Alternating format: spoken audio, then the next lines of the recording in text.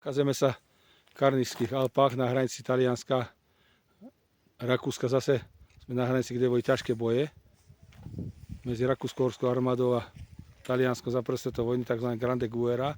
Je Veroško ako kýva. Je Lojska Silvinku veľmi spokojný. Silvinka nechcela tu ísť, ale nakoniec ukázala, vypila 2 pšeničné piva a je veľmi spokojná. Ani ešte nevyčúrala. Jedno už, hej. Hej? Jedno, hej? Áno. To je ešte jedno. Ešte jedno. No. Toto je tá talianská hranica, tu boli tie pevnosti hore a tu boli tie boje obrovské, boli tam kasárne a vzadu vidíme kopce, to sú Jurské Alpy, ale talianská časť, to je Gioff di Montazio, hore, 2700 metrov. Toto je Roskogel, tam je taký zvonček hore, tam je veľmi ťažká túra túto. To je talianská hranica, hlavne to skalou a toto je náš Trokogel, to je takzvaná sekera. Toto. A za ním je tzv. Saláš, Trokogel tiež, tuto na tejto lúke a tam pôjdeme na pšeničné pole, na Kesešpesle. Všetko sú to Karnské Alpy, toto dole je tzv. Serisko Nasfeld a tam je sedlo Passo di Pramolo. Tam už je talianská dedina Ponteba, začína odtiaľ. Je to cesta smrti, bola otvorená v 458. Je to takáto šutojná cesta. Tam treba chodiť autom na jednotke, to 29% stúpanie pre auto. A chodí sa dole do Tarvízia, tzv. Trbiža, to je slovenský názov. Tam sa kúpujú kožené výrobky, kabelky, kožené bundy.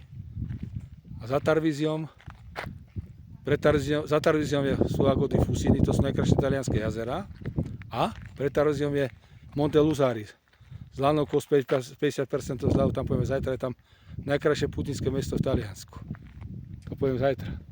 Je nádherný čas, je ozaj toto časová tzv. Sonel Ampe, to je slnečné pohorie.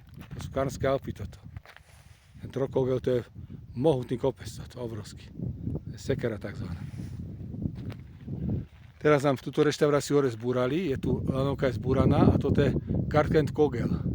2200 metrov, tam je taký vojenský kríž hore, tam sme boli 3 razy už hore. No nádherné toto. Taký typický turistický čas.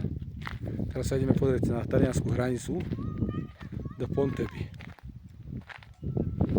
Hore ide lanovka tzv. Madriže a dole do Tropovachu ide lanovka Millennium. To je všetko zadarmo cene v karty.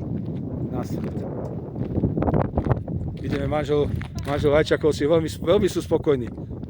Nechceli tu ísť, ale nakoniec sú veľmi spokojní. Veľmi spokojní. Po obede máme panoramatickú saunu o 3:00. Idylka toto. Nádhera, tá scenéria. Ten Garten Kogel.